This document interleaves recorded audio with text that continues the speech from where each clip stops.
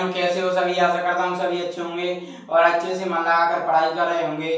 तो मेरे भाइयों, आज मैं आपके लिए लेके आ चुका हूँ प्रश्नावली 5.1 class 10th math question number first का फोर्थ क्वेश्चन। तो क्या दिया है फोर्थ क्वेश्चन? निम्नलिखित स्थितियों में से किन स्थितियों में संबद्ध संख्याओं की सूची एपी मतलब अर्थमेटिक प्रोग्रेशन समांतर श्रेणी है और क्यों? मतलब ये कह रहा है समांतर श्रेणी है तो क्यों है, ठीक है। समांतर श्रेणी है या नहीं ये पूछ रहा है। समांतर श्रेणी है तो क्यों? तो क्या क्वेश्चन, खाते में प्रत्येक वर्ष का मिश्र धन, खाते में कह रहा है प्रत्येक वर्ष का हर साल का मिश्र धन, जबकि 10,000 की राशि 8% 10,000 की राशि है 8% वार्षिक की दर से 8% वार्षिक की दर से 10,000 की राशि चक्रवृद्धि ब्याज पर जमा की जाती है। तो अब आपके लिए जानना होगा मूलधन, मिश्र धन और चक्रवृद्धि ब्याज क्या होता है। तो मैं बताऊं, देखो मूलधन होता है, मान के चलो 10,000 रुपए, 10,000 रुपए मैंने आपको दिए मूलधन के एक साल के लिए, उस पे 8% का मैंने ब्याज दिया आप पैसे एक साल। 10,000 का 8% ब्याज मतलब 8/100। तो यहाँ से ये गया तो 800 आया। तो 800 मेरा क्या हो गया, ये ब्याज। तो मूलधन कितना है? मूलधन होता है जो मैं दे रहा हूं आपको। मैंने 10,000 दिया तो ये मेरा मूलधन है। मैंने आपको मूल मतलब अपना 10,000 दिया, कुछ भी नहीं दिया, 10,000 दिया तो ये मूलधन। अब मैंने कहा कि 8% ब्याज, तो अब जब ये ब्याज लग गया तो ये 800 क्या है, ये ब्याज हो गया। जब इन दोनों को जोड़ूंगा एक साल के अंदर मैं लूंगा आप पैसे 10,800, तो ये हो जाएगा मिश्र धन। मतलब मूलधन प्लस ब्याज को मिला के होता है मिश्र धन। मतलब एक साल में 10,800 रुपए दोगे मुझको, तुम 8% ब्याज की दर से मैंने तुमको दिया है, मूलधन दिया था मैंने 10,000 और ब्याज 8% दिया तो 800 ब्याज हो गया। तो 10,800 दोगे, जो दोगे उस धन को क्या कहेंगे, उसको धन को कहेंगे हम मिश्र धन, मतलब मूलधन और ब्याज को मिलाकर। अब दूसरी साल दोगे तो ये कह रहा है चक्रवृद्धि ब्याज पर जमा किया। तो चक्रवृद्धि ब्याज होता है उस ब्याज पर ब्याज लगाना, मतलब उस ब्याज पर ब्याज, मतलब ये 10,800 है, मूलधन तो 10,000 था और 10,800। अब इस ब्याज पर ब्याज लगाना मतलब इसका 8% निकालेंगे। अगर चक्रवृद्धि ब्याज नहीं होता तो 10,000 का फिर से 800 करते, 10,800 का नहीं करते, क्योंकि 10,800 तो मूलधन और ब्याज मिश्र धन है। मतलब कहने का मतलब है ब्याज पर ब्याज लगता है चक्रवृद्धि ब्याज में। ऐसे मैंने 10,000 मूलधन आपको दिया, मूलधन मैंने 10,000 दिया और 8% की दर से मैंने एक साल में 10,800 ले लिए, तो वो हो गया मिश्र धन। अब मिश्र धन पे मिश्र धन हो गया। अब मैंने कहा कि चक्रवृद्धि ब्याज पर देना है, तो चक्रवृद्धि ब्याज होता है ब्याज पर ब्याज। तो मैं ब्याज पर ब्याज निकाल दूं, मतलब 10,800 पे 8% फिर लगाऊंगा मैं ब्याज, तो ये ब्याज लगा, तो ये ब्याज कितना हो जाएगा, इसका इससे गुणा करें तो 10,800 का कितना हो जाएगा, 8 64 की 4 की 1 8 एकम 8 108 का 8 8 64 की 4 8 की 6 8 एकम 8। अब 864 मतलब 10,800 में अब 864 जोड़ दो तो 4 6 8 8 16 6, अब 11,664। अब 2 साल में तुम मुझे दोगे 11,664।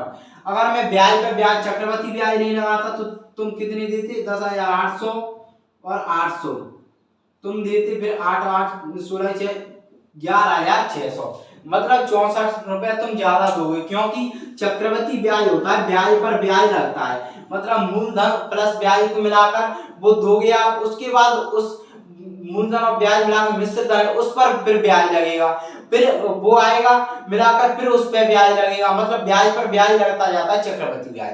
समझ में आ गया होगा आपको? तो ये तो मैंने बेसिक सी थोड़ी नॉलेज। अब क्या है, हम इसे सॉल्व करेंगे। अब इसे दो तरीके से सॉल्व कर सकते हैं। हल, अब इसे दो तरीके से सॉल्व कर सकते हैं। पहला तरीका ये है फॉर्मूला लगा के, दूसरा ये है हम वैसे मैंने समझाया ऐसे, तो हम वैसे ही सॉल्व करते हैं पहले।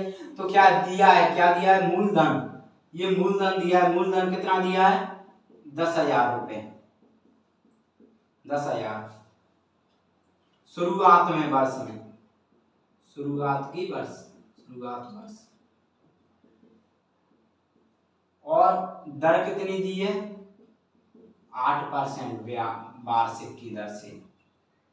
और टाइम टाइम मतलब समय, एक साल के अंत में कह रहा है प्रति वर्ष, तो समय एक वर्ष। तब पहले वर्ष के अंत में, ये कह रहा है प्रत्येक वर्ष का मिश्र धन, तो पहले वर्ष के अंत में मिश्र धन, पहले वर्ष के अंत में मिश्र धन, तो मिश्र धन पहले वर्ष के अंत में निकालेंगे तो क्या करेंगे, मिश्र धन निकालेंगे 10,000 का। मिश्र धन मैंने कहा था मूलधन और ब्याज को मिलाकर निकलता है वो मिश्र धन, तो मूलधन ये है, ब्याज क्या है 8/100, तो इसको निकाल के क्या निकालना है, क्या निकलेगा, मूलधन और ब्याज को मिला के मिश्र धन बोलते हैं। तो यहाँ से पहले 10,000 का 8% निकालना है तो कितना है 800, यह कितना हो गया 800। अब मिश्र धन,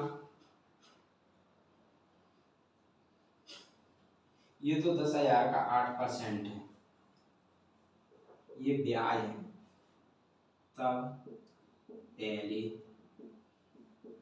वर्ष का ब्याज, ये ब्याज 800। तब अब मिश्र धन क्या होता है, मूलधन और ब्याज की लागत, तब पहले वर्ष के अंत का मिश्र धन, मिश्र धन आप जानते हो ब्याज और मूलधन, मूलधन कितना है 10,800, सॉरी 10,000 प्लस 800 ब्याज, ये कितना हो जाएगा 10,800। तो ये पहले वर्ष के अंत का मिश्र धन आ गया 10,800, ठीक है। अब दूसरे वर्ष का ब्याज, दूसरे वर्ष का ब्याज, अब क्या किया रहा है, चक्रवृद्धि ब्याज पर जमा कर रहा है, तो चक्रवृद्धि ब्याज क्या होगा, ब्याज पर ब्याज लगेगा, तो पहले वर्ष का ब्याज अब 10,800 पे लगेगा, क्योंकि चक्रवृद्धि ब्याज होता है ब्याज पर ब्याज लगाना। ये मूलधन 10,000 था, अब ये ब्याज मिलाकर मिश्र धन हो गया। अब दूसरे वर्ष का ब्याज कितना है 10,800 पे 8% लगेगा, क्योंकि चक्रवृद्धि ब्याज क्या होता है ब्याज पर ब्याज लगाना, तो इस पर लगेगा 8/100, तो ये इधर से कितना आएगा 64, 864। तब दूसरे अब इधर ले लेते हैं, तब दूसरे वर्ष के अंत का मिश्र धन कितना हो जाएगा, मिश्र धन, दूसरे वर्ष के अंत का मिश्र धन क्या होता है, मूलधन प्लस ब्याज। अब मूलधन ये हो जाएगा, क्योंकि चक्रवृद्धि ब्याज था ब्याज पर ब्याज रहा, तो 10,800 प्लस 864, तो ये 11,664 दूसरे वर्ष। अब तीसरे वर्ष का, तब तीसरे वर्ष का ब्याज कितने का लगेगा 11,664, क्योंकि ब्याज पर ब्याज लगता है चक्रवृद्धि ब्याज का, मतलब 8/100, ठीक है।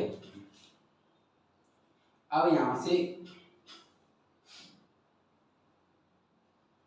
यहाँ से क्या ये कट रहेगा, 2 5 10 0, 2 5 10, ठीक है, 2 5 10, 2 8 16, 2 3 4, 2 दूनी 4, ये कट जाएगा 25, 2 से, ये 2 दूनी 4, 2 दूनी 4, 2 9 18, 2 1 कम 2, 2 8 16, तो 2 दूनी 4, 2 9 18, 2 1 कम 2, 2 छंक 12, ठीक है, ये कट गया। अब इसे गुणा कर लो, तो 2916 का गुणा करेंगे इसमें 8 में, तो 8 छंक 48 की 8, आंसुरी 4, 8 में 8 4 12 ही 2, आंसुरी की 1, 8 9 72 1 73 की 3, आंसुरी की 7, 8 दूनी 16 6 22 23, 233/25। अब इसका भाग दे लो, तो 25 से दोगे तो 25 की 25 नम्मा 225, 25 गुणा 9, 9 5 45 5, आंसुरी 4 9 18 4 22, 25 नंबर 225, 233 में से 225 गया तो कितना बचा, 13 में से 5 8, ये 8 बचा। अब ये क्या है 2, तो 25 थी 75, तो 75 12 में से 5 7, अब कितना बचा 8, तो 25 थी 75, तो 8 में से 5 गया 3, अब 0 लिए तो पॉइंट लगा दिया, तो 25 एकम 25, तो ये बचा 5, अब 0 लगा दिया कुछ नहीं है, तो 25 दूनी 50, तो ये आ गया 933.12। ये क्या आ गया, तीसरे वर्ष का ब्याज। तब तीसरे वर्ष के अंत का मिश्र धन, तब तीसरे वर्ष के अंत का मिश्र धन। अब कितना आएगा मिश्र धन मेरे भाइयों, तीसरे वर्ष का अंत का मिश्र धन ये 11,664 प्लस 933.12, क्योंकि मिश्र धन होता है मूलधन प्लस ब्याज, तो मूलधन 11,664 है, तो ये जोड़ा तो कितना हो जाएगा 11,664 प्लस 933 933.12, 4 3 7 6 3 9 9 6 15 5 आंसर दिए 1 1 2 12,597.12, ये तीसरे वर्ष का आ गया। ठीक है, तो यहीं तक निकाल लेते हैं, क्योंकि हमें तो संख्याओं की सूची पता करके हमें क्या है वो निकालना है, क्या निकालना है, समांतर श्रेणी पता लगानी है। ठीक है, तो यहीं तक हमने निकाल लिया, ये संख्याओं की सूची निकाली। अब पता लगाएंगे इसको A1 A2 A3 A4 बोलते हैं। अब इसमें से सेकंड में से फर्स्ट वाला, इस सेकंड में से फर्स्ट वाला निकाल के और पता लगाएंगे दोनों पदों के बीच का अंतर सेम है या नहीं। सेम होगा तो समांतर श्रेणी है, नहीं होगा तो नहीं है। ठीक है, तो क्या करेंगे A2, इसको A2 मानते हैं, तो A2 माइनस A1, उल्टा घटा दें सेकंड में से फर्स्ट, तो 10,800 में से माइनस 10,000 जाएगा, तो कितना बचेगा 800। ऐसे ही A3 माइनस A1, तो 11,664 में से जब 10,800 गया तो कितना बचा, देखो 11,664 माइनस 10,800, 4 6 16 में से 8 8, 16 में से 8 गया 8, ये 0 बचा, तो ये बचा 864। अब A3 माइनस A1, अब A4 minus A3, A4 12,597.12 minus 11,664, तो अब इसमें से घटाएंगे तो 12,597.12 11,664.00, 2 1 7 में से 4 3, 9 में से 6 गए 3, 15 में से 6 गए 9, 1 1 में से 0, ये 0। ठीक है, तो ये बचा 933.12, 933.12। ठीक है, ये 933। अब देखो ये सेम आ रहा है क्या, इसका इसका इसका तीनों के मिला के दोनों पदों के बीच का अंतर सेम है या नहीं है, तो नहीं है, सेम पता चलेगा। तो ये क्या कह देंगे, नहीं, दी गई